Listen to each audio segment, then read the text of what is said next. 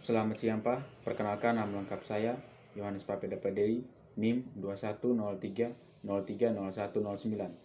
kelas C semester 1, Prodi Sosiologi. Di sini saya akan menjelaskan review bahan kuliah selama ini dari buku Dasar-Dasar Ilmu Politik. Yang pertama, bab 1, sifat dan arti hubungan ilmu politik dengan ilmu pengetahuan lainnya.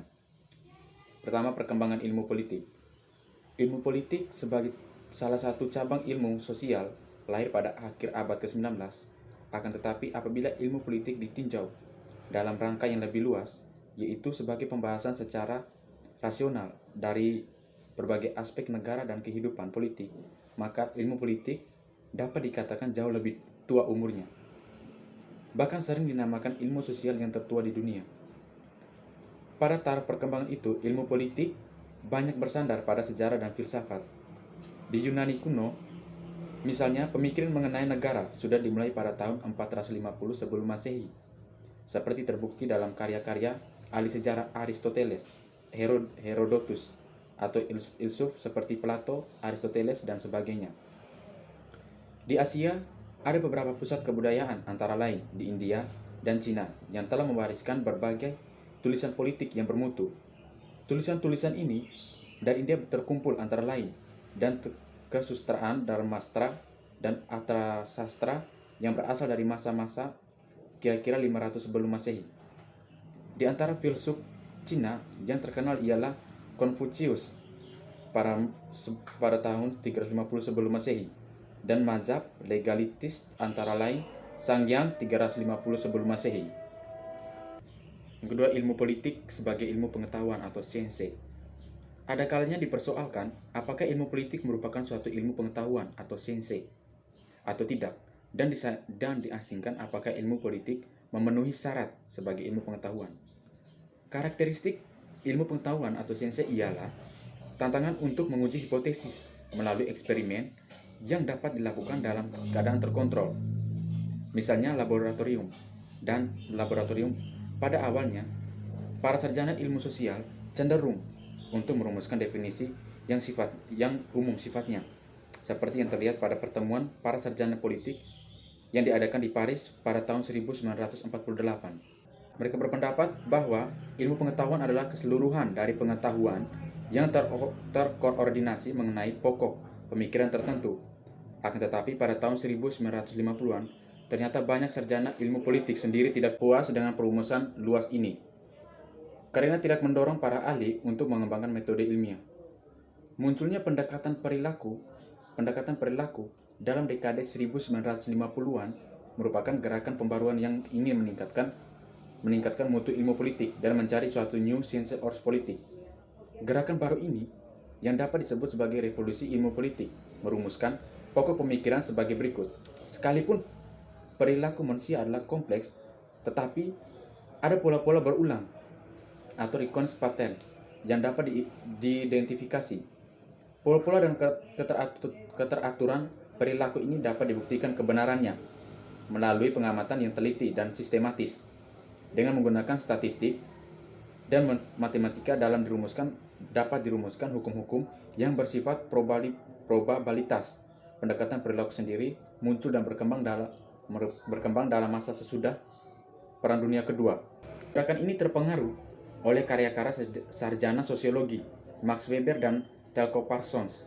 Di samping penemuan-penemuan baru di bidang psikologi, para sarjana ilmu politik yang terkenal karena pendekatan perilaku politik ini adalah Gabriel A. Almond, David Eston, Carwell Davis, David Truman, Robert Dart, dan sebagainya. Salah satu pemikiran pokok dari para pelopor pendekatan perilaku adalah bahwa perilaku politik harus lebih menjadi fokus pengamatan daripada lembaga-lembaga politik atau kekuasaan atau keyakinan politik. Definisi dari ilmu politik. Ilmu politik adalah ilmu yang mempelajari politik atau politics atau kepolitikan.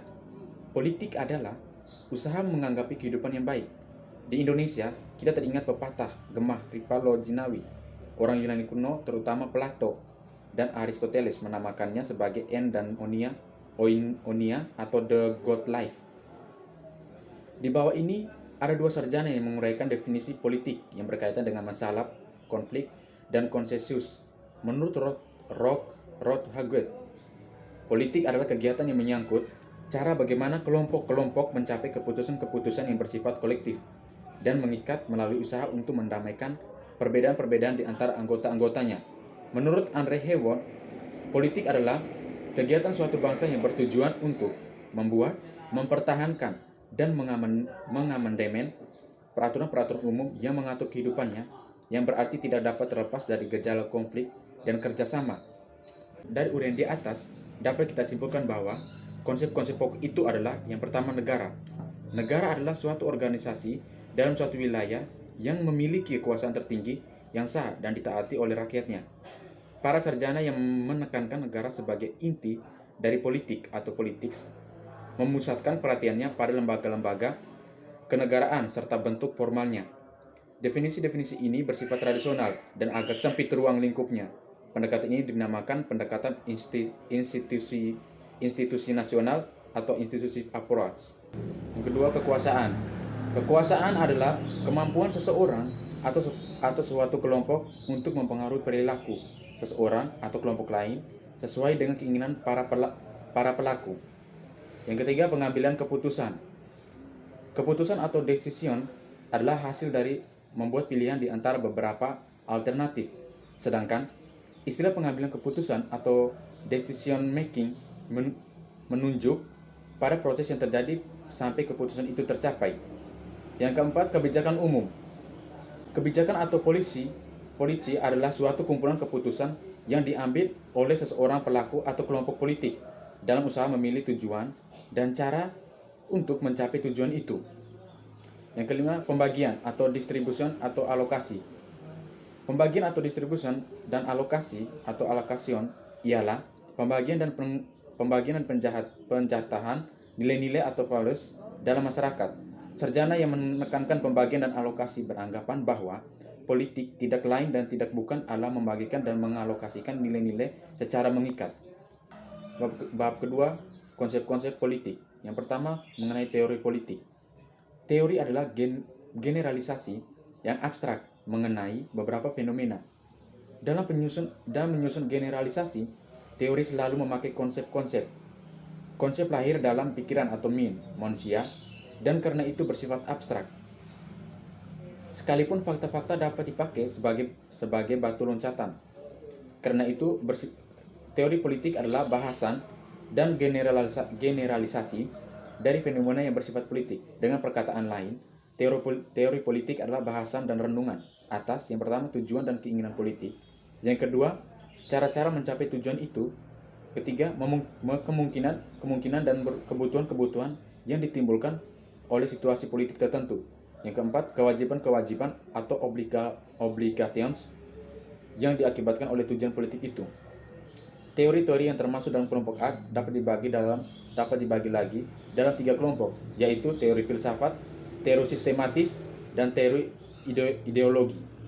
Yang pertama, masyarakat. Di sini, masyarakat adalah keseluruhan antara hubungan-hubungan antar manusia. Robert M. Welsfer mengatakan masyarakat adalah suatu sistem hubungan-hubungan yang ditata. Semua ilmu sosial mempelajari manusia sebagai anggota kelompok. Yang kedua, negara. Di sini negara merupakan integrasi dari kekuasaan politik. Negara adalah organisasi pokok dari kekuasaan politik.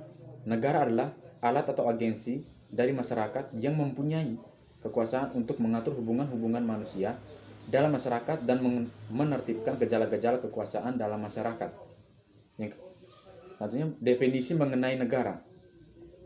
Robert H. Soltau mendefinisikan negara adalah agen atau agensi atau kewenangan yang mengatur atau mengendalikan persoalan-persoalan bersama atas nama masyarakat.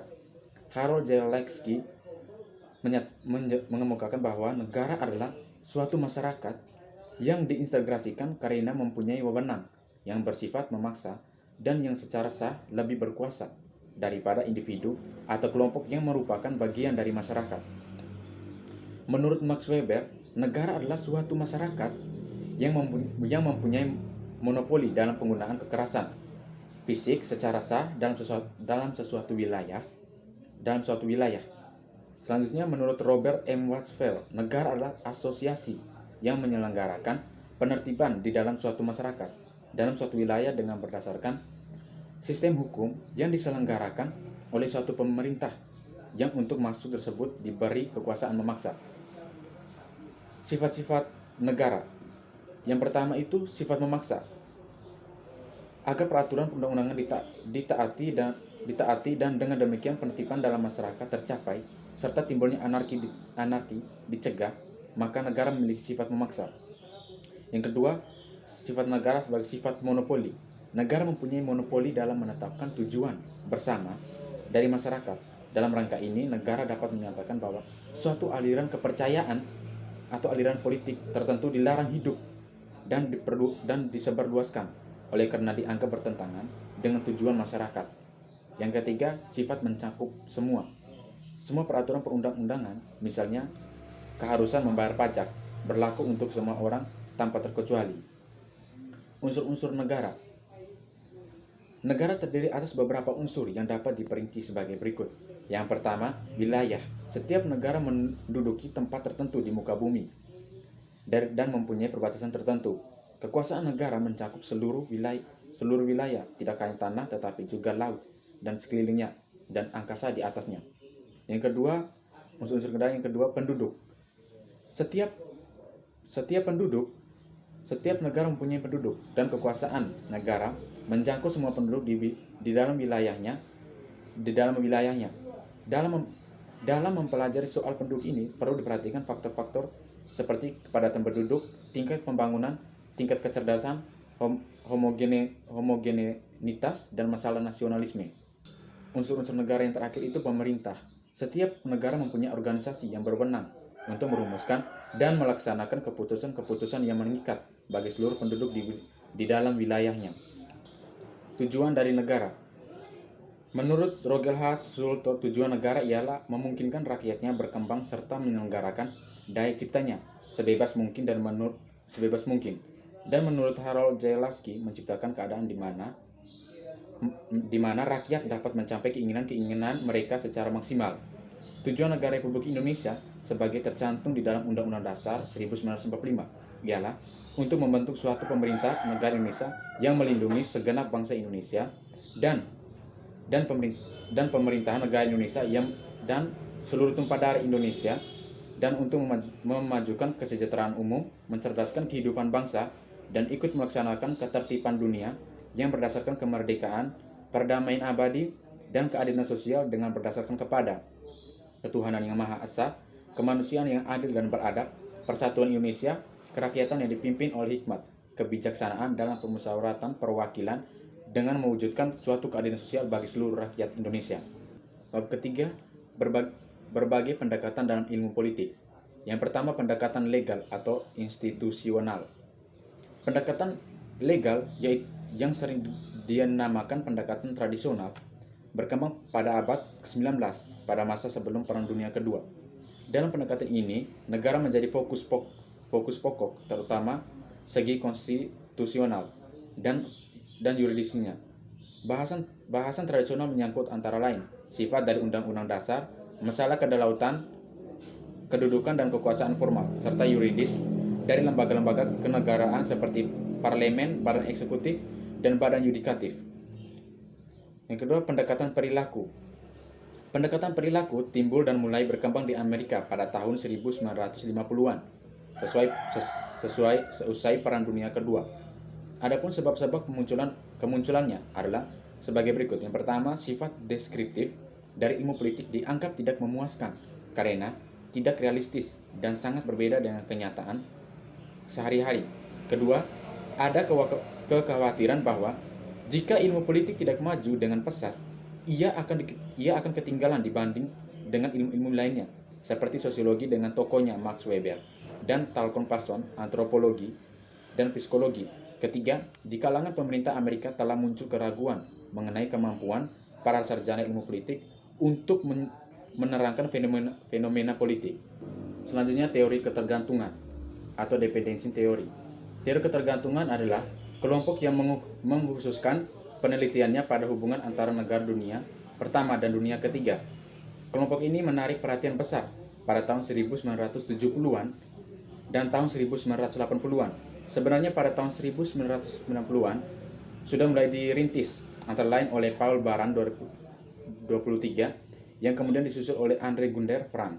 Yang paling ekstrim adalah pemikiran pelopor teori ketergantungan Andre Gunder Frank tahun 1950-an yang berpendapat bahwa penyelesaian masalah itu hanyalah melalui revolusi sosial secara global. Yang berikutnya pendekatan pilihan rasional atau rational choice. Pendekatan ini muncul dan berkembang belakangan sesudah pertentangan antara pendekatan-pendekatan yang dibicarakan di atas mencapai semacam konsensus yang menunjukkan adanya pluralitas dalam bermacam-macam pandangan. Ia juga lahir dalam dunia yang bebas dari peperangan besar selama hampir 4 dekade, di mana seluruh dunia berlomba-lomba membangun ekonomi negaranya. Bab keempat, komunisme, demokrasi menurut terminologi komunisme, dan perkembangan postkomunisme. Pertama, pandangan mengenai negara dan demokrasi. Golongan komunis selalu bersikap ambivalen terhadap negara. Marx, yang di mana-mana dihadapkan dengan aparatur kenegaraan yang dianggap menghalangi cita-citanya, berpendapat negatif terhadap negara. Negara dianggapnya sebagai suatu alat pemaksa atau instrument of control yang akhirnya akan melenyap sendiri dengan munculnya masyarakat komunis. Kata Marx dan Engels, negara tak lain tak bukan hanyalah mesin yang dipakai oleh satu kelas untuk menindas kelas lain, dan dikatakan selanjutnya bahwa negara hanya merupakan suatu lembaga transisi yang dipakai dalam perjuangan untuk menindas lawan-lawan dengan kekerasan. Demokrasi rakyat. Menurut Persitalahan komunis, demokrasi rakyat adalah bentuk khusus demokrasi yang memenuhi ditraktor proletar pertumbuhan demokrasi rakyat. Berbeda-beda di tiap-tiap negara sesuai dengan situasi sosial politik setempat. Di Uni Soviet, sebagai hasil dari perkembangan politik yang amat kaku dan penuh ketegangan antara golongan komunis dan golongan anti-komunis, pada akhirnya hanya diakui adanya satu partai dalam masyarakat. Golongan-golongan lainnya disingkirkan secara paksa. Demokrasi nasional atau National Democratic State. Pada akhir tahun 1950-an, kaum komunis meninjau kembali hubungan-hubungan dengan negara-negara baru di Asia dan Afrika yang telah mencapai kemerdekaan setelah berakhirnya Perang Dunia Kedua.